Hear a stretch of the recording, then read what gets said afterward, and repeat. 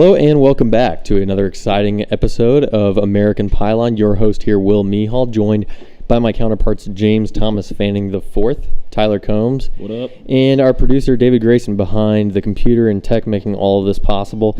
Got a lot to talk about, a recap of UGA versus Vandy. Going to take a look at how the Dogs performed last weekend, but we're also going to look ahead to the Dogs going into Baton Rouge and playing LSU this weekend. But before we get into all of that, I want to give a shout out to our partners at In We Go. For just $30 a month, In We Go gives you unlimited access to events in and around the city. Now live in Atlanta, Phoenix, Denver, Washington, D.C., and soon to be in the Florida area. I think St. Pete. Yep. So I think we all claimed tickets to the Falcons game today, right? Yep. Falcons versus Bucks. Yep. Yeah, we did. Fun. We'll see if we make it because it's 5 hours after we get back from New Orleans. Well, yeah. We land at 6. No. We land early. I think we 8 fly games out at 1. 7. Well, Well, you lose an hour in the Yeah. air. So. The Falcons got a lot on the line this weekend, so we It's definitely amazing. need you guys to be there rooting for them. 0% of 1 in 5 teams make the playoffs. So this is the season. Are any of us going actual Falcons fans?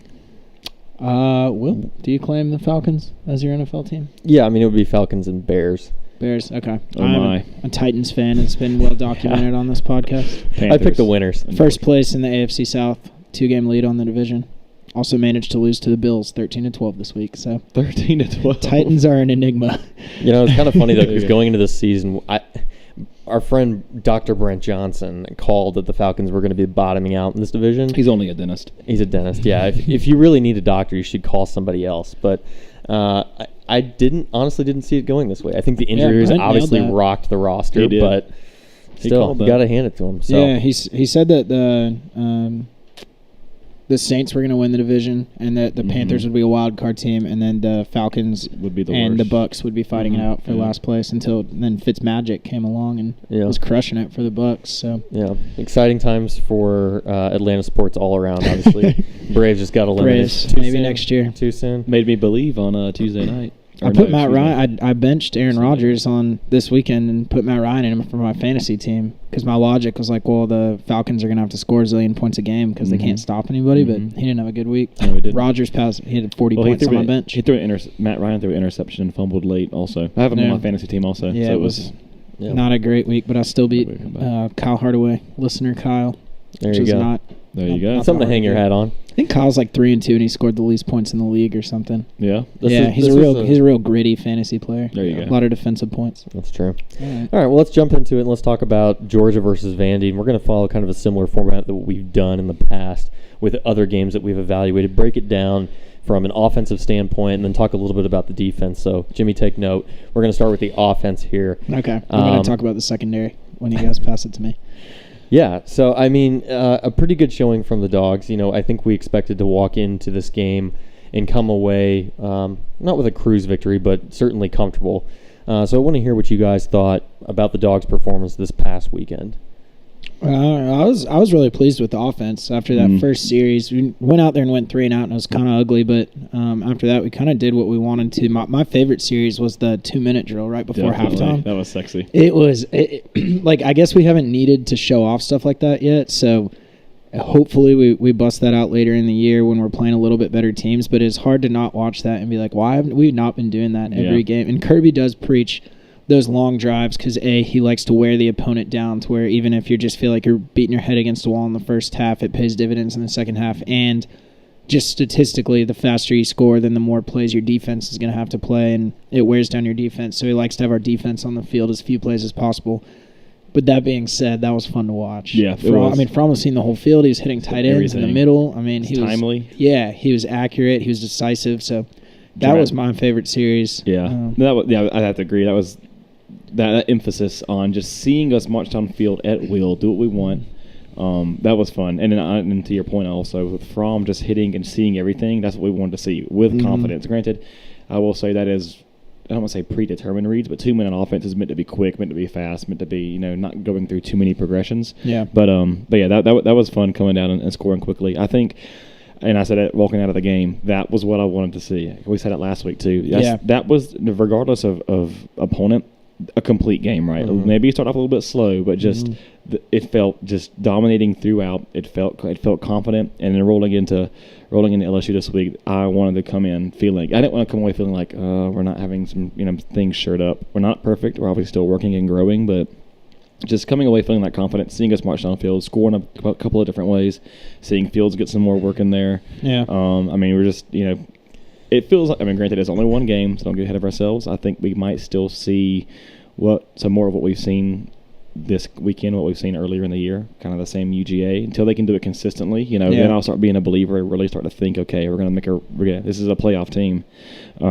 Offensively, though, it is exciting knowing that we at least have all that in our toolbox going into a team with a pretty good defense in LSU that we may not be able to just run the ball at will the way we've tended to do to other teams. Yeah, and I agree to your point also with that drive right before, that 2-minute offense right before halftime, that, overall Kirby wants to, shorten the game, run the ball, pound the ball, and to be a physical team, you have to commit to it. You have to stay committed to it, even if you're not having that much success. So that's why, I guess, we're not going to just flip the switch and run that wide open all the time, because obviously we want to preserve our defense. And also, I did not realize, tracking, I think, we are the number 1 overall defense in the SEC. I've seen that, and I think we're number 4 in the country. Is that that's in points or yards? I think it's yards. Okay. Or it was one of the two. Yeah. But I guess points allowed makes more sense. I think if it is yards, I'm sure we can look it up really quickly. We'll get our intern onto that. But if it's overall yards, it's because it doesn't always translate to that when we're watching some of the previous games. It doesn't always translate to us having like a suffocating best defense in the SEC. We keep getting our defense flack for not really shutting down the run or whatever. But I guess compared to the offenses we played, Shermer is a little better quarterback than I think we gave him credit for. Drew Lock. And then if you look at, obviously our pass defense is our strength, right? I think every top target we've shut down. Devo Samuel was non-existent. We shut down, I think Missouri's top receiver, I forget his name, he had 0 receptions, 0 yards. And I can't recall, is it Bishop is for Missouri? For Vanderbilt. I have no idea. But anyway, their top 2 targets. I learned their quarterback's name for the last podcast. But I think it was their wide receiver and tight end are their top 2 leading receivers coming into this game, and I think we held them to 3 receptions for like 25 yards, something to that effect. So, we're shutting it down. I think, it's funny when you go back and review games and look at stats, like we're pretty suffocating, but during the game, it just doesn't always feel like we're really we're that smothering. Because I guess we've let a few big runs get away from us. We had a few. We had that in the second series. We kind of got it cleaned up after that. I just looked it up. We're number 7 in yards per game in the country. We're number 1 in the SEC, and 2 of those are App State and Cincinnati. So if you're looking at Power 5, we'd be number 5. Yeah. Either way, a demonstrable difference from where LSU sits in these rankings versus where Georgia's at. But we, to bring it back to the offensive side of the ball, we saw a consistent running game, running for 163 yards in the second half, over twice as what they had against Vandy. So let's talk a little bit about their running game. And Jimmy, I want to hear you chime in a little bit on this. This was such an important thing that we earmarked last week about their ability to run the ball between the tackles. Some of the impact that Justin Fields is going to make. Obviously we saw him come in and didn't show a whole lot. I think he was 3 for 6 maybe. 3 for 6, yeah. That was one thing that was goofy. I felt like we put Matthew Downing in a little early. Yeah. I guess Kirby's going to stick to that. We keep waiting for him to change up his MO, but I don't think he's going to. I want to hear your opinion on the running game that we saw here against Vanderbilt. And kind of talk a little bit about what we see going into the LSU game. Because, Tyler, you made a great point. Like, I want to have this stuff nailed down and figured out before we have to go to Baton Rouge, which is a great point. I think everyone was hoping for that. So, Jim, what was your take on the overall rush offense for the Dogs this past week? It was super even. If you look at nobody had more than 10 carries, nobody had more than 65 yards, and we still managed to rush for 219 yards, which is crazy. When you look at the individual stats, it's hard to Elijah Holyfield, 6 for 64, James Cook, 7 for 56, DeAndre Swift, 7 for 50. But then you look down at the total at the bottom, and we're in the 200s, which is actually below our season average. So Holyfield, to his credit, I've been critical of Holyfield. We're going to keep this narrative going, Jim. I think he listened to the podcast, and he was out there to prove me wrong. So Elijah, I'm proud of you. He had a really, really nice run. That we were joking the Justin Fields effect. It was Justin Fields' first play. And like we said, it's when they put a linebacker to spy Justin Fields and he runs opposite the play, it drags a guy away out of the box for even a split second. But he had his kind of shades of Noshawn. wasn't quite as athletic as No-Sean's all those years ago, but the way he kind of twisted his body to stay in bounds and knock down the pylon was nice. And then DeAndre Swift, I believe his was on... it was a screen. Yeah, it was a screen, so it was technically a pass, but that was the healthiest to me he's looked all year. Yeah. We pounded James Cook between the tackles more than I felt like we Well, I didn't pay attention. needed I didn't to. stick Yeah, out to he's me. just been more of a scat guy. We sent him outside, and he's really not built to run between the tackles, but we were trying to run him inside the box more than... I guess maybe just the game was in hand just to see whether he could handle it or not. Yeah, I think to point to our rushing attack, I guess we lack. I don't want to say we lack the star power, but we do not have that Sonny Michel, Nick Chubb, effect. It's definitely more by committee. I think we're starting to see some explosive plays, whether it be, the screen, the big run with, the Swift Holyfield in the backfield. Even last week, we even had the chance with Swift dropping that screen ball that could have been another explosive play. We dropped a few, we know he did last week. We dropped a few plays that could have been explosive, guaranteed scores versus Missouri. So I think we're starting to see, again, like we said last week, it was almost first half execution, second half play calling. We're starting to see where we can definitely hit those and make those, and we can start to see more explosive plays and be that offense we saw last year. I guess more to be pointed to the rushing attack. It's definitely by committee. Like Jimmy said, no one rushed over more than 7 attempts. Yeah. And no one had over more than 65 yards. It's wild because you come away and you think we can name all these weapons. We can name Mecole, we can name Demetrius Robertson, Holyfield, Cook, Swift, Harrion, Fields. Yeah, we have all the weapons, but no one's really...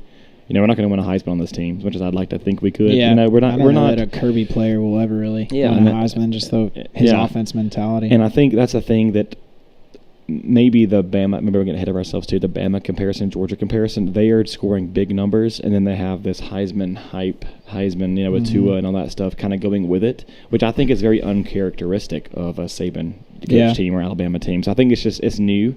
This to me looks more like what Alabama's always had. I would. Saban would never admit it, but I'll be willing to bet behind closed doors Saban is enjoying this team less than he normally enjoys teams because he's more of a Kirby guy. He wants to run the ball, grind you down, make you quit, and beat you by just running it straight at you. You know what we're doing, so try and stop us.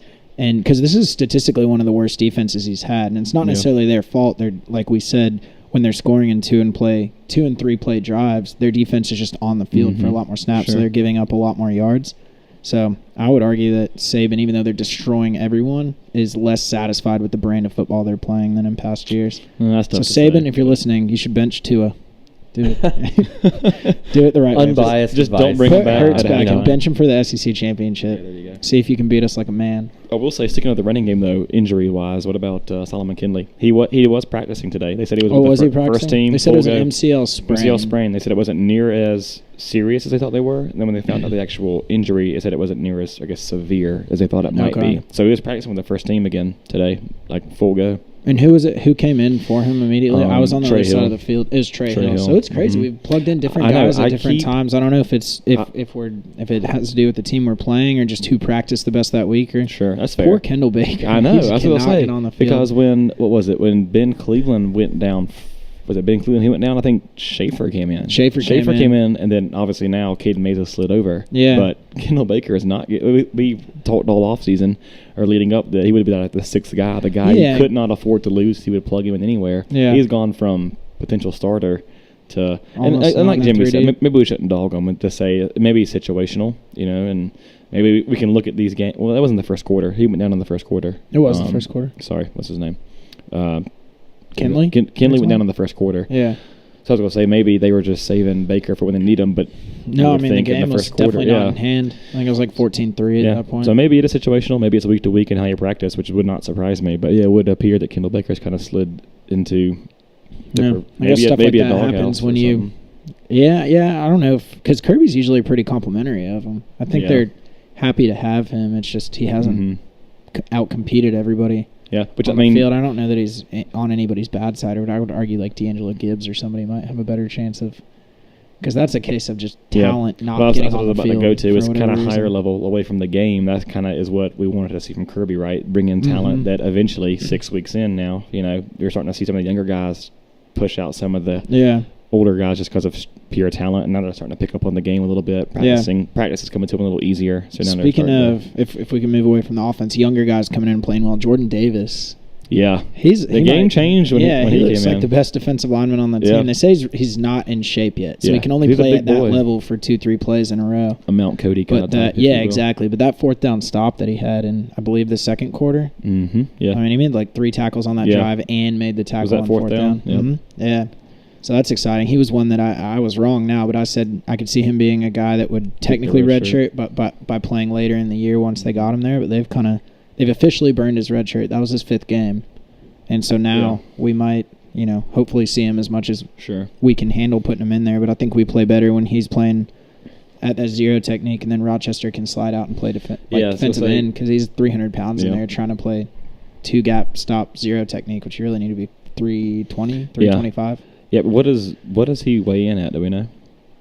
Jordan Davis? Yeah. I think he's like 340. Because he's not as big as John Atkins. I know. No one's John Atkins, I guess. But yeah, no, I mean, our defensive line's looking strong. I think, again, with I have a few guys out with I saw that with Davis shifting in there at the nose guard. He's 320. Okay, yeah. I mean, there was noticeable. When we put Monty Rice in at linebacker and when we put Jordan Davis in there, our defense definitely stepped up and helped shut them down. Yeah, which I think was noticeable. Increase in smothering, I guess, is the way I'll say it in their offense and letting them march downfield, because they did rip off a few early runs. Again to the perimeter, which is another thing I've noticed. It's always on the perimeter and early, which is fine, right? I think that lends itself to that's adjustments, that's coaching staff, that's us seeing it. You just think I guess I'll say as old and senior laden as we are at linebacker, which is funny because we just lost all those guys at linebacker. But with Natrez Patrick, with Jawan Taylor, with who else? DeAndre Walker. We're not really. We still cannot contain UGA's defense. Are still not containing the perimeter consistently, and so that's just kind of aggravating. But again, I mean, it's another coaching point, and it tends to happen early. It doesn't tend to happen all game long. So.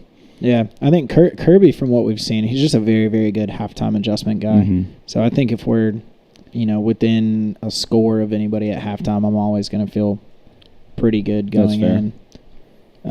Also defensively, I wouldn't say we got away with one because I think it was a bad call in the first place, but we were fortunate that they overturned that J.R. Reed targeting call in the second half. They called it on Monty Rice, but it was J.R. Reed. That was it was a bad call. Raining boos in the stadium. Yeah, it was. But the big thing to me is that if he had been kicked out and it had been upheld, he would have missed the first half of the LSU game. That would be huge, yeah. So to be missing, basically the captain of our defense in the first half. So we kind of, again, not got away with one because it was a bad call in the first place. It was a great tackle by him. He didn't break any rules. He tackled exactly how we're taught to tackle, but like we talked about in the NFL podcast a couple times ago, sometimes he just hit the guy too hard, and they felt like they had to throw a flag. You brought up a good point. Speaking of flags, we had, what was it, like 13 for 130-something yards? We're still looking kind of undisciplined out there. Yeah, that, and I think for some reason the trendy penalty, which isn't a thing, but a trendy penalty seems to be illegal formation. I felt like we got that call 3 or 4 times this week, either whether with special teams or whatever. I don't know if that's just because offenses are becoming more exotic and now they're getting a little more, disciplined and how many men are in the backfield and what. I guess there's so many ways you can illegally form. I'm just trying to look for that. I wish it was on the box score. I guess I don't put it there. I'm sure I can. Yeah, it'd be interesting to see the breakdown of, I guess, where those penalties came on, which side of the ball, and what the penalties were. Just looking through a recap, but I kind of do want to continue on the defensive side because obviously the Dogs had a good showing keeping Shermer to 3 for 12 on third downs and no touchdowns within the game, which says a lot. I think that's what it's going to come down to with LSU. I don't think there's any scare of us not being able to score, but it's being able to stop them. We do rank behind LSU as far as the rush defense is concerned. I think they allow 103 yards on average per game. 108 for the Dogs. It's a sizable difference when you look at the other teams factored in, but what do you see from this past performance for the Dogs on the defensive side of the ball? As far as what? How we're going to attack LSU? Well, I mean, just how you thought it stacked up this past game against Vandy. Obviously, pass and rush defense, but then how you think that's going to play a factor and how they're going to perform in this game coming up against LSU? I think Kirby's. So I haven't looked at LSU's offensive statistics necessarily, but Kirby's MO is always going to be, we're going to take away whatever you do best and make you play left-handed. So if you're a passing team, we're going to take away your pass and make you rush on us. If you're a rushing team, we're going to take away your rush and make you pass on us. So I think he's going to do everything he can to make it so that Joe Burrow has to win the game for LSU, and if we Which can I love. do that, I feel pretty good. 'Cause he's completing 53. I mean, knock on wood, but he's completing 53% of his passes for 6 touchdowns and 2 interceptions at this point in the season. So, I mean, Jake Fromm, I was looking this up, has 15 less yards on the season with 41 less pass attempts. Yeah, 51 actually. Jeez. Okay, math is hard. But Jake Fromm is averaging 10.5 yards per attempt. Joe Burrow is averaging 7.36. Joe Burrow 6 touchdowns to 2 interceptions. Jake Fromm 12 touchdowns to 2 interceptions. If you think Jake Fromm's our problem and he's anemic, look at that offense. And 192.5 quarterback rating. Matthew Downing, our third-string walk-on quarterback who plays in garbage time, has a QBR No, that's not. 2 points below Joe Burrow. Okay. He's actually played, a quarter in every game almost? He's 4 for 6 for 40 yards on the season. There you go. He's good at handing off the ball, though. I think in just, I guess, larger picture, when you look at what they do well, I'm going to say it's running, even though he does 1,200 yards in the season, just over. And their top, I guess, receiver has 21 receptions, Justin Jefferson. So, I mean, he's hauling the ball in a good bit. But I guess DeAndre Baker, we don't shadow guys on defense, so DeAndre Baker is not going to shadow their best wide receiver just because he's our number one. But I guess that's our strength this year. I feel like our strength is our secondary. No one's able to bust a big play on us, passing wise. I mean, it's just I don't see that happening again. I don't see someone like if Drew Lock can't do it, I don't see someone like Joe Burrows who's 6 weeks into the scene at a new school doing it with an offense that's not really catered to that. That's so true. I would argue, just based on common sense, their running backs are probably better than Missouri's. So if we go full Missouri defense on them, they may be able to rush on us a little. But they have some offensive linemen that are banged up too. That they have some offensive linemen that are banged up. I haven't seen the report, and I'm sure that won't be till later in the week after this recording, to when they announce who's starting and who's injured and whatnot. Maybe they have a better picture. We just haven't read up on it yet. But I guess I like how we can.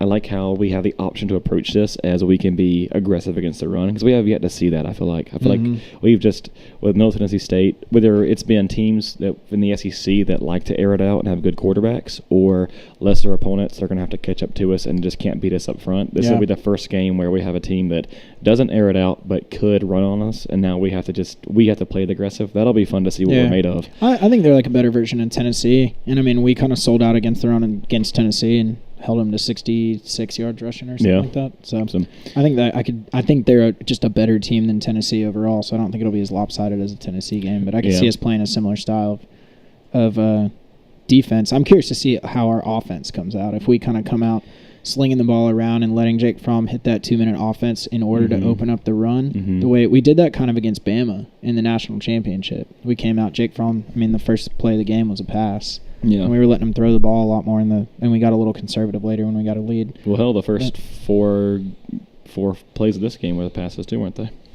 Right, when we went 3 and out? Did he start with 3? It was Mecole for like a 7-yard gain, incompletion to Godwin, bomb to Godwin, 75-yard bomb. Okay. So, that was nice. I think what we're – yeah, gotcha. I think what we're looking at and what I'm noticing, I think, is we are definitely – we're passing to open the run this year, as opposed to coming out with the Chubb and the Sony, because it's by committee, and we have to kind of get guys warmed up and get the carries where they can and get those yardage where they can. We are definitely we've shown that we trust Fromm enough to pass to open up the run. And especially against a team that is probably going to have a little more stout run defense than we played against. Yeah. Hopefully that's what we do. I'd like to see that. Throw the ball to Nauta. And I trust our wide receivers now for the first time in a while too, right? Yeah. Like we've kind of said it a couple of weeks now, is just how deep we think and how talented we think this wide receiving core is compared to what we've had, what we think possibly ever, as far as a whole of everyone who we think we can throw the ball to. It's exciting. Like when you've got Nauta, Godwin, Mecole, and Ridley on the field. Those are 4 guys that you just really, really trust their hands. Yeah. And they're going to run the right routes, and they're going to be in the right place, and they're going to it's exciting. Yep.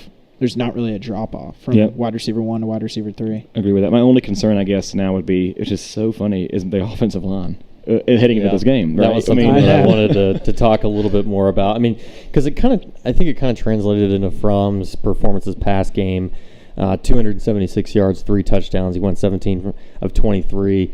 And we always talk about the run game, and Jimmy talked about it last week, about those first 5 yards really being the responsibility of the offensive line to give the push for the running backs to get through. But, what did you guys think about this pass game? Because this game this past weekend, because we alluded to it last weekend about how it had been a concern going forward. So what did you think of their performance as a unit in Vandy, and what do you think you can look ahead to or expect from them in this game against the Tigers? I thought we did well. I didn't see anyone allowing. Were we quarterback hurried at all? Jake Fromm looked pretty comfortable. Yeah, I mean, for the most part, and that's pass defense, rush. I mean, approximately pass protection. Yeah. And then in run blocking, I mean, we didn't run at will. I'll say we didn't appear to run at will. We did have to bring Fields in to kind of get that, moving and jumping and hit the edge still. The running backs they all averaged over 7 yards per carry. So I mean, I guess it's hard to be. I guess it's hard to be critical of the offensive line. It's just, and we know we're going to play in the hardest environment, the most difficult environment we'll play in all year, right? Yeah, so this is it. It's here. It's week 7. In LSU, that'll be the most difficult place we'll have to play. We are definitely not going 100%. Again, no team is going 100%, right? Everyone's playing a little hurt or injured, however you want to call that. Everyone's playing with a little bit of dinged up. I guess you still have Cade Mays there, which I think you can mask errors when you're a guard as a true freshman. Cade Mays being a true freshman, I think you can mask some errors there being a guard because you have guys on either side of you. Andrew Thomas seems to be back at full health. I guess it just depends on if Solomon Kinley is a true go. Then I start getting worried if we have 2 true freshmen starting at guard on. Yeah, it will be interesting on the road. A full week of practice to see if Trey Hill holds on to that, or if Schaefer or like Notori Johnson's a name that we haven't. I don't even think he's traveled yet. Yeah. I was really excited about him. That's a good point. When he signed. So we've got a lot of talent as far as who came out of high school and stuff. But I guess when you, like, for instance, when Andrew Thomas went down at South Carolina, and then he started again for Middle Tennessee. No, excuse me. He sat out against. He sat Mississippi State. He probably could have gone. He came in versus Missouri, but then he played 2 series, and then got injured again, re-injured again. So that's my only worry is if, maybe not Andrew Thomas. Maybe this time it is. Maybe this time it's. Solomon Kinley. I can't think of Solomon Kinley. Yeah. If Solomon Kinley's a little gimpy and he gets dinged up or whatever, I mean, then we're sitting there with two true freshmen at guard on the road. That's just to me that's and I agree with you. I guess the best thing about that is, or like the silver lining or whatever, is that you've got a redshirt senior center. So hopefully that's going to be a guy that can be telling everybody what to do. Galliard even came out for one play. Did you notice that? We had to shift. I think Trey Hill went to center, and then Schaefer came in at guard, right? Maybe. Or did Baker? Baker came in at guard. Maybe it was Baker. I can't recall. I just remember it being like, oh my gosh, like now Galliard's out too. I guess it was so overwhelmed by like how many new people are on the offensive line. Yeah. At least for a series or for a play. But it's just so funny because we've said it a few times earlier in a couple episodes, but we just always think that our offensive line's going to be our strength, and here we are saying like, well, trust the wide receivers. Running backs seem to be getting it done. I trust Fromm. He's not turning the ball over. 2 interceptions. Yeah.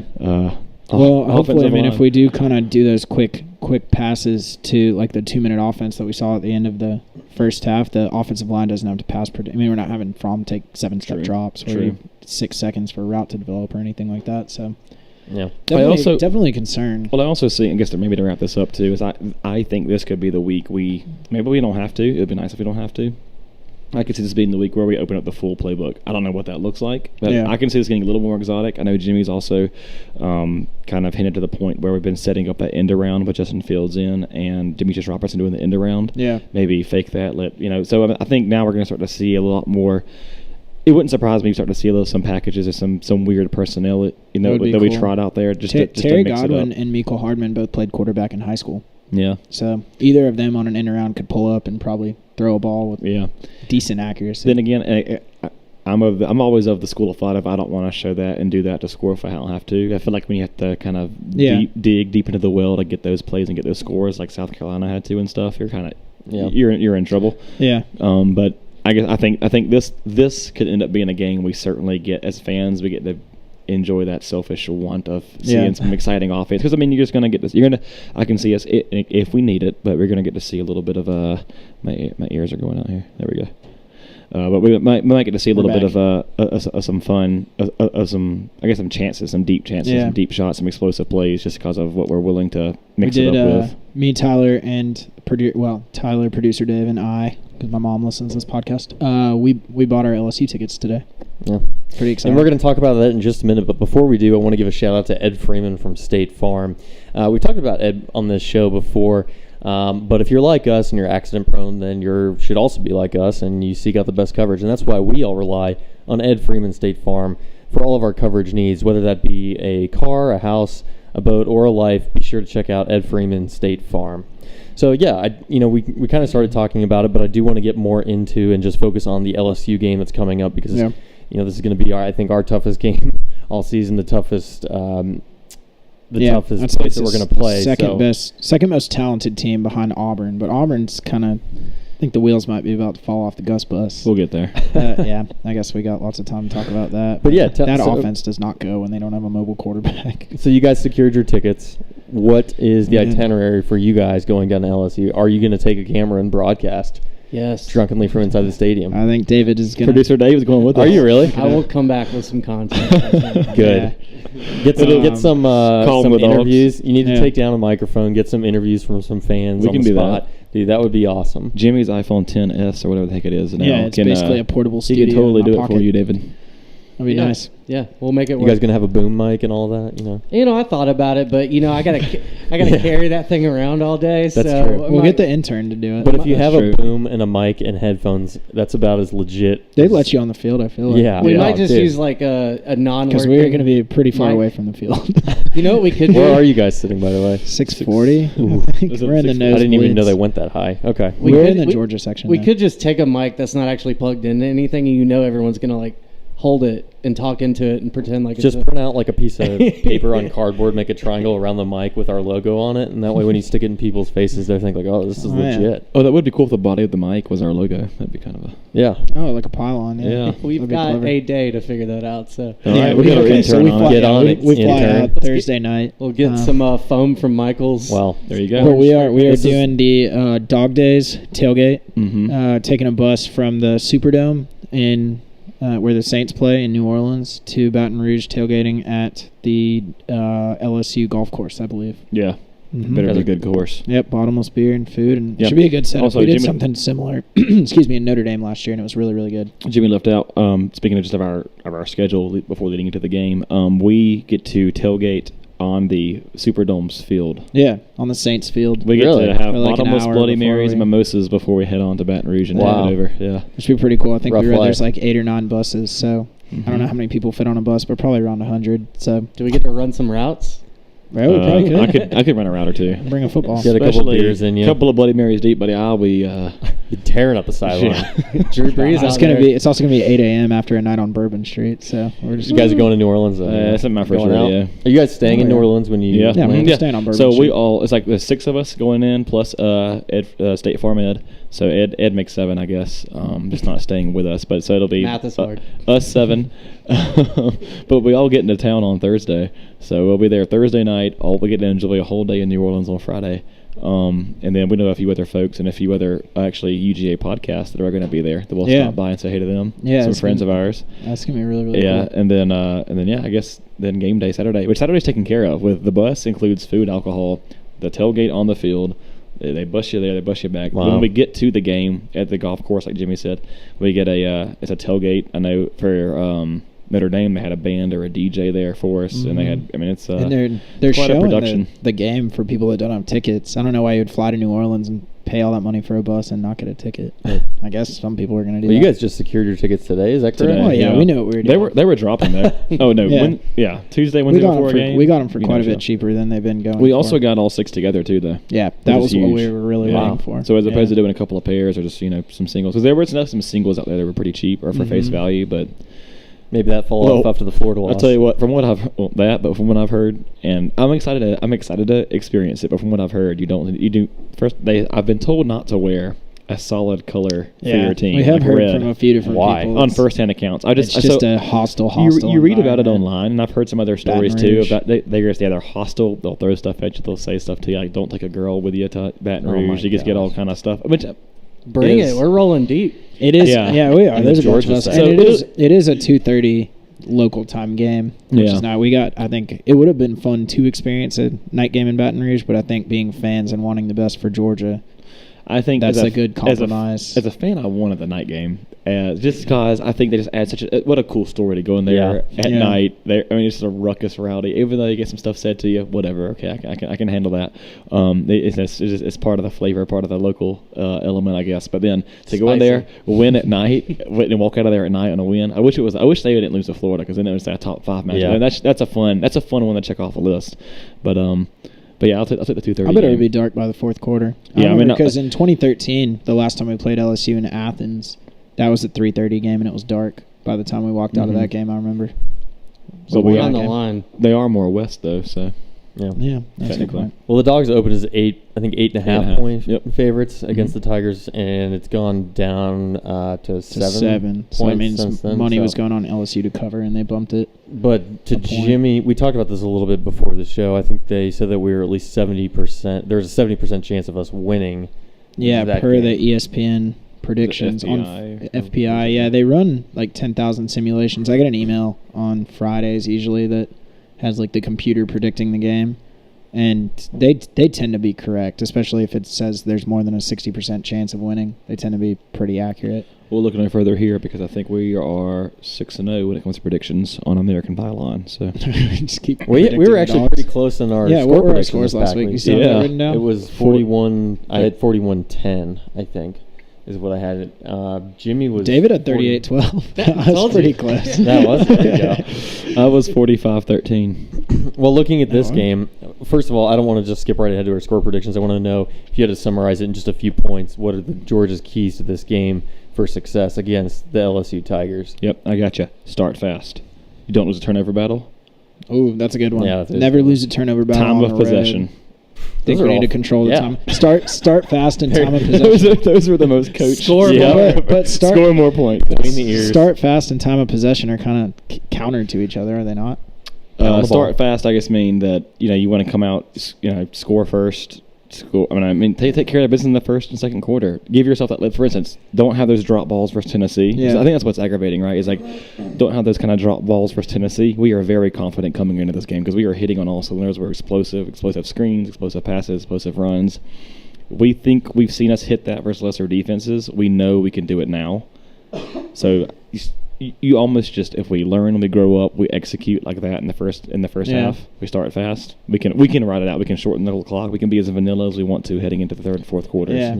Okay. Because then it's on Joe Burrow's. Then we can own the clock. Yeah, when like it's I on said. Joe Burrow's So, shoulders. that's the game I need to get into, right? And especially if we can get into obvious passing downs, that's when someone like Britton Cox and DeAndre Walker and Tyler Clark and Just Marshall kinda can just pin their ears really back. show with Yeah. their strength. So Yep. I think keeping those penalties to a minimum and not Ooh, that's a good allowing one. that's yeah. a huge point. not Actually, that's- allowing shoot the yourself in the foot. atmosphere to get into your head. That's a very These good are- point, Will. You're going to be hearing chirping from the sidelines. It's going to be rowdy. You've got to hold your composure in this atmosphere and take nothing for granted. Get up, give the ball to the referee, and walk away. Give I me know chills, that's got to dude. be hard, but Hold on to the damn ball Do when you not cross the goal make line a if we have dumb- a big play. boneheaded play that's going to cost your team yards and possibly a game. That's a good point, Will. Because I did notice to the point about holding on to the ball. James Cook, even though his long touchdown in the fourth quarter got called back, he held the ball all the way through, almost the back of the Yeah. end zone. I was Good. watching him. I was proud of him. good for him. That ball got called back. That is, to go back to Will's point, though, that is a huge point. Because so far, those penalties have not bitten us yet. I think Right. I know it was back-to-back games where we have turned a 3rd and 1 into a 3rd and 6, and then had to settle for a field goal. And, that may not happen in this environment. Maybe they're not the most explosive offense we're going to play, but this, if you give atmosphere like that a chance to believe, they are not going to let up. It is going to be loud. This is not a underrated Williams-Brice. Some people say it's loud. So, everyone says this is loud. Yeah. Everyone says this is a tough environment to play in.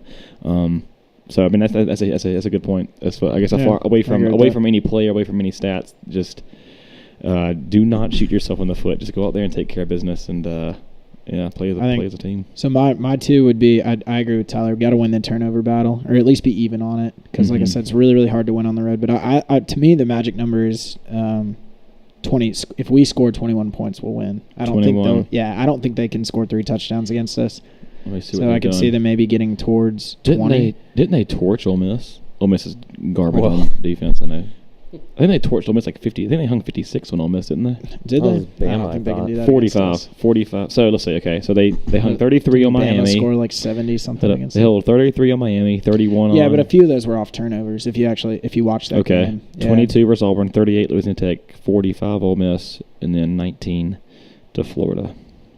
Okay, score 24. Maybe I'll give them 21. So score 24 is mine. But I think it's going to be a low-scoring game. I don't know that either team will hit 30 points, but if somebody does, I think we have a better chance of See, it. I guess think we I can see us go for 40 again because I guess think we have You think we're going to score 40 points on LSU? the one game we didn't. We missed 2 guaranteed drops for touchdowns. Right? Yeah. Versus Tennessee. That wasn't the defense. That was our. But we haven't offense. played a defense of this caliber yet. We haven't played a defense that's this good yet. Almost to the Pylon's point, we have prevented ourselves from. It wasn't. Mm-hmm. It wasn't. It was overthrown balls, right? Yeah. It was dropped passes. It wasn't. It wasn't. We haven't. Oh, well, I don't know. I guess. Complete your thought, Tyler. Hot take. This is going to be our audition tape for ESPN. we have prevented us from being as explosive as we need to be. No one has shut us down. Georgia's biggest competition is the standard we've set for ourselves, right? Yeah.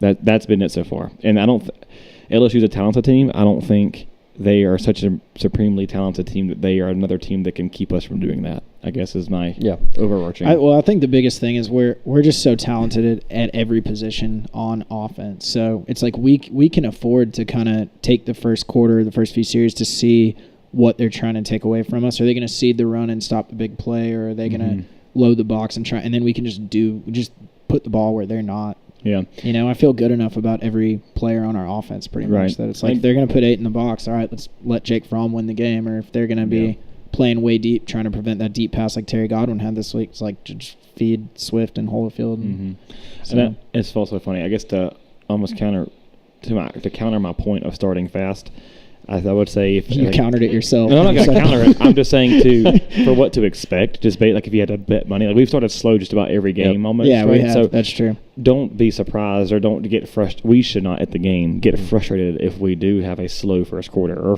quarter and a half. Like we shouldn't be like, this is what we're talking about, because we have seen ourselves get to rolling once we get the hiccups out of the way. And especially in this type of environment, I think it's going to take a little bit of time for everybody to get settled. So I don't think that it's anything to get alarmed about if there is a slower start. But what do you guys see kind of wrapping up the conversation about LSU as far as our score predictions? And this is one of my favorite things to look back at the week after and find out just how close or how far off we were. Yeah. I don't have dogs by a trillion. I don't have dogs by a million this week because I don't think that that's even realistic. But Jimmy, what do you think? What do you think those scores are going to be? Maybe I'm going to be kind of a pessimistic dog here. I mean, I got us winning, but I think I'm going to go 27 to. I don't know if I want to give them 17. Well, mine's 27-17, so I'll just get that out there. Yeah. Okay, I'll go 27-14 then. I'm trying to think if I've been. Thinking back on our old picks and thinking if I've been underestimating our defense or if I've been about right. So I'll go 27-14. Dogs cover big time in your prediction then, right? Yeah, they cover in both of our predictions. I mean, line's 7. So okay. What do you got? You want me to go? Let's see. Well, they scored 33, 31, 22, 38. 45 and 19. You think some of that's from the defense? Tyler's got like the math in front of his head from the hangover. I'll go 38. 38 points. Wow. Yep. Tyler believes. Yep. I'm gonna go. Which I did this for Tennessee. But I'm not gonna be such a homer. I'm gonna go 38. I'll tell you what. I'll go 38-17. Wow. Okay. So 38-17. Okay. Good cover. So we're all about even on points allowed. Producer Dave, what do you got think? a special edition hot take pick for us? 31-14. 31-14. Nice. I like that. Will, what about you? He said Again. I said 27-17. More picks. Oh, I missed you. I'm sorry. You said 27. 27-17. Well, because I started to, and then he let me go first so that I could have any numbers, and then I gave my numbers, and then he stole my numbers. No, you started to say exactly what I was going to say. Wow. So David and I are the believers of the 30. So just to recap, 31-14 David, Jimmy 27-14, Will 27-17, Tyler 38-17. We should get like a pool going on these. You know what would have been completely different, though, before the Florida game, I think? I think my numbers would. Yeah. I think that's. Well, I mean, You think There was a just lot of Florida- questions coming Florida through exposed after them? that weekend. I think Florida exposed them a little bit. Yeah, it's funny. It's week 6. We still don't know is Florida good? Is LSU good? Yeah, it's both funny, good. But Yeah, it's Kentucky awesome. bad. Because, I mean, for the East, it It's shows things fun. shaping up, and Is it, Kentucky you know, good? it makes our schedule well, yeah, looking at way the East, better. looking at the East, right? So Florida, we thought they lost to Kentucky. We're like, well, Florida's done for the year. Yep. Nope, they're not dead, right? So LSU Just turns out gave Kentucky more is as advertised. Yeah, Kentucky looks good, but then Kentucky goes and loses to A&M. Mhm. Football's not linear, but then A&M lost to Clemson by 2 on we'll call it a controversial play at the end of that game with the fumble into the end zone. Yeah. This is what I love about college football. It starts to get fun. I mean, again, it's not, if you beat X, then you can beat Y because whatever, you can follow the trail there. It's wide open and it starts to really develop. And I think this is like by week 6, you kind of know who you are. I say week 4 to 6, you know what your team is. Yeah. I still don't think we have quite an identity yet. We don't do one thing particularly well, Yeah. Georgia-wise. But Jack of all trades. as far as the game We do, goes, and I'm going to get to that. Okay, maybe we do. Oh yeah, we do have one thing that we're very, very good at. We have a sneaky All-American on our team. Excuse me. We do things well for sure. We don't offensively. I don't think we can do. I think that's one of the frustrating things is heading into a game like this is. Whereas I think we have playmakers and we trust everyone we put in the field and we see all the names of our weapons and the names of our offensive linemen. We think, okay, yep, I feel good with the team we have. We don't feel like we can rely on something for sure, right? We can't go to one particular thing on offense, hand the ball to one guy, throw the ball to one guy. He's going to blow it open. He's going to break the run. He's going to give us that explosive run. We don't have one person on the offense who's done that consistently yet. So I think that is the one aggravating piece that we're just having to adjust to. Which goes back to our It's earlier funny 'cause point. I agree with you. I mean, we've spent all season saying it just feels the offense. It feels a little sluggish. It feels a little forced. It feels like it's just not as easy as maybe it was last year.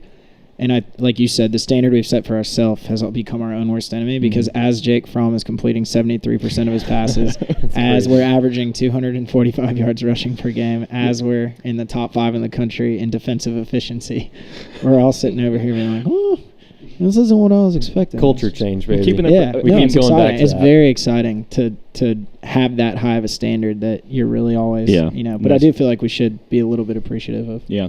And I think, how about this, overall? A lot of it appreciative. Overall, Dogs. I think it's fine to have that standard. I think going into the games is where we need to tempt our expectations of what to expect while we're watching. We haven't started off hot yet. Particularly Yeah. that timeline of the game. Don't expect to just come in like we're going Right. to be don't Yeah. get aggravated. Like I think overall we're seeing the numbers. It's like what we're doing is obviously working for us every day. We're shutting down their top receivers every game. Yeah. Has anyone rushed for 100 yards on us yet? I think Missouri did surprisingly. Yeah. Yeah, I think. But that's, I mean, to and Jim's point, but that's how we that set we it basically- up. Yeah, no, I'm Yeah, saying we like gave them is the this rush. everything is working as we Right. have seen it, and until that bites us, no one can honestly look back and say, "Well, Kirby," like for instance, let's say this game, it doesn't work out. We let them have that, and then they just run all over us, and we never can stop it. Then it's like, okay, well, we didn't necessarily look strong versus the run earlier in the earlier games, and then here it bit us in the butt because we played a team that was able to do so. Now you can look back and say, "Well, Kirby." I We've been think saying this. what we have so far, and hopefully the trend continues, is Kirby has been, or the entire staff or the analysts or whatever, they've been very, very good at sizing up the other teams and saying, here's how much we can afford to, maybe like they can't run on us that well, so we can afford to take a guy out of a box. So as long as Kirby does, hopefully there's not going to be a game where Kirby overestimates our talent advantage over someone, to where he's going to be sitting at the press box after the game doing the post game presser and be like, we did not know their offensive line was that good. Yeah. We did not know the quarterback was that good. And I don't think just Kirby's level of preparation. Sure. I don't see that happening. So I think we're going to continue to be in that mold of Alabama where if somebody beats us, they just beat us. They just had a better game than us. They lined up and they beat us. It's not going to be we try to get cute with our defensive scheme and they just really exploited something or something like that. So I agree with that. That's a good point. Yeah, I think whoever is in charge of that, because I'm sure we have a zillion guys watching a zillion hours of film. Mm-hmm. We seem to have done a really good job of being self-aware of what our strengths and what our limitations are and sizing up the other teams and making the best schemes to fit the game. Even if we as fans don't think it's the prettiest thing to watch, then we're winning by double digits every single game. Yeah, that's very cool.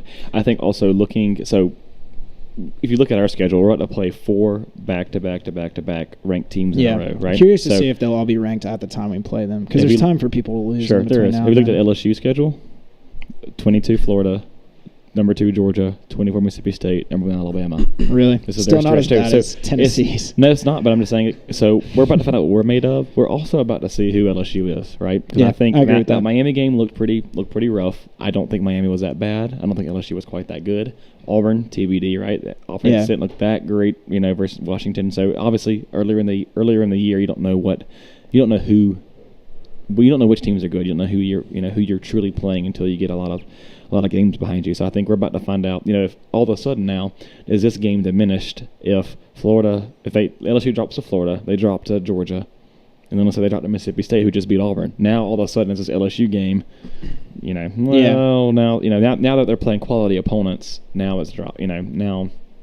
Yeah, Now that is true. not so There's special. a lot of recency bias in college football, so that There can certainly how is. everything shakes out the last few weeks of the season. And then just mentally for their program, that's playing.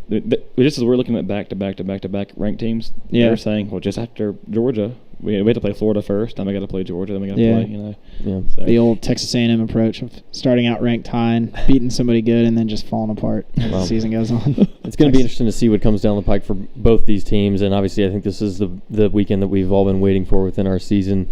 We've been waiting on this weekend for over a year. So since they announced that schedule, I When we remember were texting Tyler the day of a year ago, being like, "We're going to this game." Yeah, we called it, and when we bought tickets today, when I got the text that we got them, I got chills. I was just like, Well, I was exciting. so Shout out fired up. Alex D'Agostino for. Yeah. I was the one that said I was going to do it, and then ADAG pulled the trigger. yeah, Just well, like it's college. exciting. I'm jealous, but I'm excited to hear the stories that you guys are going to be bringing back, and hopefully the Dogs can come close to our predictions and pull away a big win in Baton Rouge. But we're going to stray away from the game this weekend, and we actually want to bring producer Dave in because if you guys listened last week, you'll notice producer Dave had, for whatever reason, some audio troubles with the mic. It probably had nothing to do with the fact that I forgot mine, and Definitely not. Yeah. So, but David being one of our resident kickers here on the show, kicking in high school, and then having some insight into everything that goes into that position. And then on the hockey discussion, we want to bring David in because there's some myths that we want to talk about after Rodrigo had the bizarre step back one leg kick, and it's apparently something that's practiced. So David, take it away. Talk about these myths that you want to address here on the show with us. Well, if you were going to ask me my opinion on keys to the game, which you didn't, I asked Producer everybody. Dave, what are your I asked everybody. what are your keys to the? Is it What are the Is keys it to the Rodrigo? No, well, I said that last week. I was going to say to all of Tyler's great points, which pretty much was play football good. Score more points. I mean, score more points. I think one thing you have to do to start off with that fast pace is field position, right? So if we've got to be giving them the ball in the 10, the 5, not giving them the chance to, cross the 50 and get down the field. And then obviously if we're not predicting it's a close game, but should it be a close game because, we get mental down there, special teams is going to be the difference maker. Yeah, no doubt. And I trust us in that. It's so nice to have a kicker that you're not biting your nails every time he goes out there. And a man of the people, for sure. And that's what's fun, that we're able to kind of rally behind him. Florida State has no idea what that feels like. It's a fun thing. And, I mean, I think kicking is one of the most misunderstood parts of the game. A lot of people that watch the game never were close enough to it to really understand the intricate parts of what makes a successful field goal or punt coverage and that sort of thing. Especially in high school, like I could attest to a lot of coaches not really having a clue, because Really? There's a lot of things that you can do when you go into a kick. Like you're going into a kickoff, right? And in your mind, because you've talked to the coach before walking out there or whatever, that you're kicking it to the return guy on the left. Mm-hmm. And then you get out there, and either the return guy's swished or something looks weird, and the coaches start yelling, "Kick it to the right, kick it to the right." And you want to look over and you're like, I just walked it off to kick it this other direction. And so there's ways that you can kind of make that work mid-kick, but it's not always successful if you don't practice that. If you're always practice, if I'm going to kick it to the right, I'm going to line up like this. If I'm going to kick it to the left, I'll line up like this. And then when you get out there, it's not really a mid game, like a game time decision. So what is it like? Rodrigo's only had 2 kicks not be touchbacks this year against Missouri, and I think he was kicking it in the win. They said, but what is it that would make you, when he's so automatic on touchbacks, why would every once in a while one not be? It seems like that. What the hell's wrong with this guy? I honestly don't know, but it seems like at a certain point you're just kicking for distance as long as it stays inside a field which is 40 yards wide. So. Or however for him, 160 feet. For him, he's obviously eating his Wheaties, right? So, like, his ability to kick it out of the back of the end zone is. I did see online he lifts with a lineman in the summer. Does he? Yeah, adding to the legend. That would explain it. I would think for me and Tyler, feel free to jump in if you have any thoughts too. I only had 2 touchbacks in high school, so. I also had 0 kickoffs returned against me. So. Well, I did not have that stat. Yeah, I think it's where your foot hits the ball. If you get under it a little bit, you may have the same leg speed and power coming through, but it's going to have more hang time. And that's what you don't really see. You can't really gauge hang time on TV. It's not like they have a stopwatch. He may have kicked it a mile high. They used to do that. Remember that? They used to do it from the NFL for punts. They used to shoot out of the scoreboard and just be like, it would run a second a ticker. It would count the hang time. They need to bring that back. Which is a big deal. I mean, Ray Guy used to have like crazy hang times before. Are we talking punting now, or did he kick in? Yeah, I mean, but whether you're doing kickoffs or punts, hang time is important regardless. Yeah, but Rodrigo has been. I mean, he's been a huge asset, obviously, to go from walk on to. I know he had some drama there with his freshman year with his dad. Yeah, his redshirt. His dad was kind of vocal about not having a scholarship, and then I mean, Kirby held to his word. If you go out there and earn it, and like every good American story, you go out there, put your bootstraps on, go to work, you earn a scholarship, and man of the people. The Notre Dame game. He's a hero. I mean, the guy. I mean. Yeah, he's a huge weapon, and to David's point, I mean, field position has been huge. I think that more has come into the, or fallen on the shoulders rather of Jake Camarda so far, our punter, our freshman punter, and unfortunately he's been kind of feast or famine. I know he hasn't had super consistent. He hasn't had the touch to place it on the 1 yet, or to get to put the pressure on him inside the 10 or inside that 20. So he's gotten a few touchbacks I think that could have been avoided, but. He has a huge leg, so he can flip the field. He can't do it conceded at versus Vanderbilt. I think there were 2 or 3 punts where he just, 20, 30-yard punt. Like, it was not a big swing in momentum, right? And that's a huge point. I think last year we so much took for granted Cameron Nizelik, who was our punter. He was awesome. He was a transfer from Columbia, graduate transfer, which I didn't know this, at Ivy League schools. If you're a graduate student, you cannot play football, or maybe any sport, but I know specifically football. If you're a graduate student at an Ivy League school, you cannot play football for the remainder of your eligibility or whatever. So that's why we ended up with them. And how many times, granted our defense was strong, we could trust them, but if our offense didn't produce, we had a punter who would just boom the hell out of that thing, flip the field position, and then you try out a defense out there you ultimately trust. I mean, that is just, and then, I mean, obviously it's a snowball effect. This is football, right? And then your defense can hold them down there, and then your explosive offense can march on down on a short field if they can't flip the field back on you. So to David's point, being able to have that flipped field, if our offense can't get down there and we can flip the field, but then we stop them and they can flip it right back, do you have the offense to march back downfield? Do we have the consistency to do so? So obviously that goes, and I think to David's point, we grew up in the same part of the state, and whereas that necessarily wasn't without big time football programs, and that wasn't necessarily always appreciated, I think, of how good a punter or I guess emphasizing special teams and having that and helping an anemic offense and maybe going to put the field, to flip the field. People don't.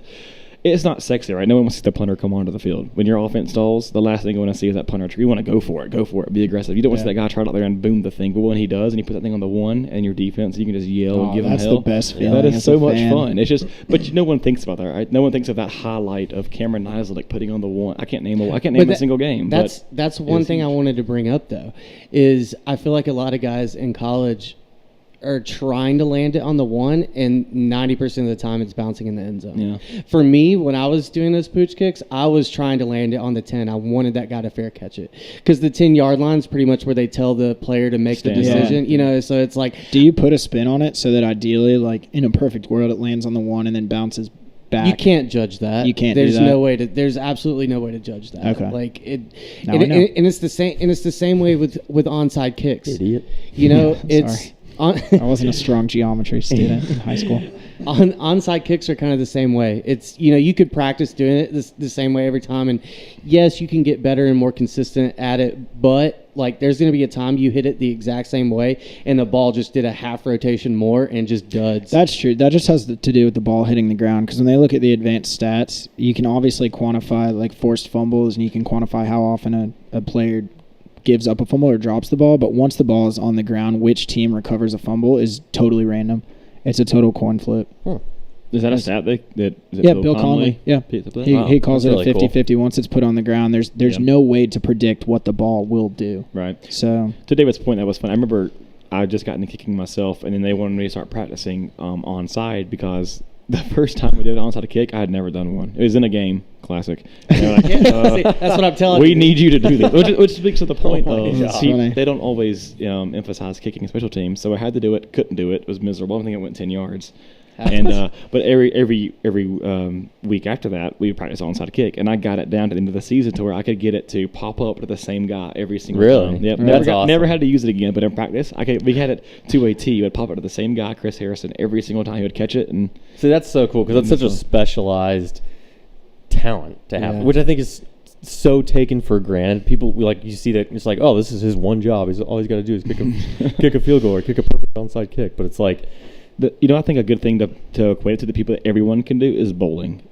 So a lot of mechanics, ton of mechanics. If you don't know what you're doing, you can get lucky. But over the course of an entire game, frame by frame by frame, can you do the same thing over and over? And how many people bowl perfect games? Some people do, golf. but not. Yeah, it's like, golf is a lot of different shots and everything. But I guess like if you do the same thing, hash, whatever, certain distances, you can certainly practice it. With golf, if you hit the ball somewhere, you just got to on the fly in the rough and this and that, whatever conditions. But I equate it the same shot twice in golf. I equate it the same way though, as like you practicing those onside kicks, and then for me it's like the driving range versus being on the course. It's a completely different story, right? Yeah. So it's like once you get in the game, and story of my life. Yeah, I don't know how many times I've been on the driving range, just like smacking the balls, being like, I'm good at golf, and then I get on the course, and I'm like, I have to aim at something. I can't just hit the ball as hard as I can. I think it's the same way with kicking, and that's why like you see the kickers warming up on the 50-yard line, hitting 60-yarders, and they get in the game and they miss a chip shot. Yeah. That wasn't blocked or touched, good hold, they miss a chip shot. And it's that extra ounce of adrenaline, whether it's an onside kick or a field goal or whatever, that can completely throw it off. So how big of a deal is it things like, you always hear like the holder didn't turn the ball out for laces out, or laces in? Is that as big of a deal as Jim Carrey made us believe in? I want to hear Tyler's thought on this, because I might have a differing opinion. I mean, in an ideal world, yes. I think David went to camp for all this. I know he knows a little better. So I mean, your holder and your snap is huge. I mean, I'd say I'm not going to give you a percentage breakdown. I mean, obviously you see someone like Rodrigo who's doing it on the fly on a bad snap, bad hold, laces towards you and getting it done. That's a fluke. Obviously, you never want to rely on that. I think having a holder who knows where you want it, how to get it down. A good holder, I know this is not sexy in football, can erase a bad snap. Right, can cover up mistakes just like a good center can for a so a good catcher can frame a bad pitch in baseball. That's what I was going to say. So I'd say it's pretty. And on I guess to even compound on that, to find a kicker or someone who wants to kick in high school for a team or a school doesn't necessarily, or a coach doesn't necessarily emphasize that. Trying to find a holder or a quarterback that wants to do it, that really appreciates, like, okay, I need to work with you to understand how you hold. Yeah, so I was going to ask you, so like, like a catcher and a pitcher in baseball, is there like an off or special drills that you guys are going through just together about like, hey, this is exactly where I want this to be? Because it's weird, like you don't really think of that. You just think like I got really trots out there. And who was y'all's holders? Was it the second string quarterback? Was it the punter? Ryan Bartholomew. Mine was not, because shout out Brian. One of my buddies broke his wrist. I think he played DB, maybe receiver too. He broke his wrist, so we had a lot of time to just kind of, piddle around and work with each other. And he's like, I kind of want to figure this out. And, like Tyler said, I used to go to camps where they teach you how to snap, hold, the whole shebang, so when you go back and the coaches don't know anything, like you can at least. Yeah, David, you're a good long snapper. I remember that from college. There's a whole art to that. I try to do that, and it's miserable to watch. Yeah, we had to learn all of it. And there is a very defined way, like, how a holder's supposed to their stance, everything that they go through.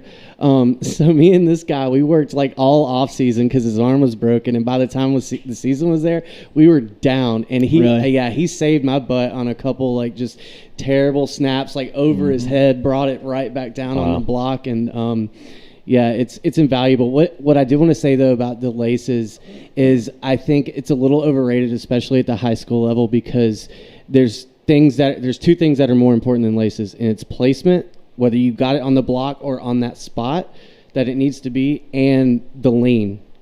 I'll tell you what, if a holder leans the ball like towards you or forward, it's gonna be a bad kick. Story of my life. Yeah.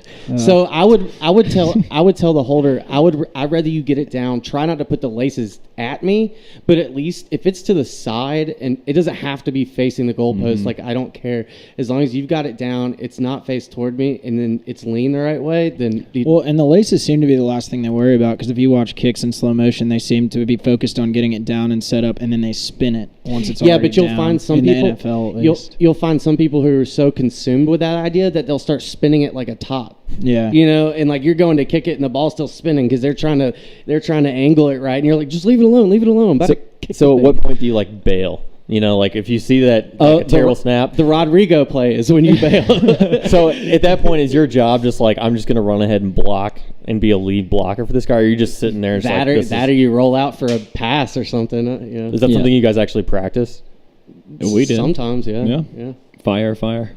Yeah, we said fire. I think it just happened a lot. Ours was like, oh shit. There's two guys on either side of the line that, depending on which way the play breaks to, they have set routes that they would run as receivers. Yep, I think that's so cool. And again, it's not something I ever gave any kind of thought to. So like hearing this from people who have done this and practiced it and stuff, it adds a whole other element to the game that you really just take for granted. And you're like, this is one and done. Like, on that broken play, does the holder tend to be the quarterback, or is he supposed to toss it to the kicker? The holder usually is the first one to the ball. Yeah. But see, LSU was the team with Les Miles that would always pull the crazy stunts. So our coach decided in high school we were at that level. So he had us out there. Instead of trying to get routine the holder field throw goals, the ball over his head. I love that play. That play is cool. We would do that too, just to test our defense. So I remember there was one play, they wanted me to back up. They were going to snap it to me. And so I guess backed up my 3 steps and then my 2 steps over, and they just snapped the ball. And so right to you? Did you get drilled? No, or did you score? No one pays attention. The guy runs out, just throw a wide open. Just lob a touchdown pass over there because they wanted to see like how often are you paying attention to what's going on in the backfield? Are you even adjusting to? There's probably some yelling going on after that. Yeah, it was fun, but it was fun to be in the better. Sure. I know our defense in high school, we only ever tried to block a kick if it was really affecting, like if it was the very end of the game and affecting the outcome of the game. But they coached us more to kind of almost just stand up and let them kick it and play more to a fake or to. I'm glad you mentioned that, because that's one thing I was going to tell y'all to look out for, because even Blanco got that one blocked, and I said, well, that was kind of close, right? When it gets blocked, everyone kind of wants to gravitate towards, the line got pushed, or it was probably a bad snap or a bad hold. He said he didn't kick it high enough, long, right? Yeah, and I'll tell you what, the way you can measure it, and the drill that I used to do was that a goalpost is actually exactly 10 feet high. Mm-hmm. Right, and if you're imagining that as being the reach, imagine guys in pads, even if they were dunking in high school, probably right around 10 feet is where they're reaching. So if you're 7 yards back from your snap, back up 7 yards back in the end zone and practice lifting, making go full kick like you're kicking it 40 yards, but make sure you get it over that bar, and that's kind of the way you can tell that you're consistently hitting the right trajectory. And if you're under that, then it may be like an instance where you're going for a 60-yard field goal, but like you're chancing it at that point. Only slightly, but that's the trajectory. You have to know. That's pretty cool. Did you ever get? Sorry. Did you ever get hit? Okay. Yes. Yeah. That's the other thing about high school kicking is that the coaches think it's hilarious when the kickers get roughed up. That's all levels of football. Yeah, I got whacked pretty hard. I had the wind knocked out of me a couple times, and at practice by your own team. Yeah. Mostly giggles after haha.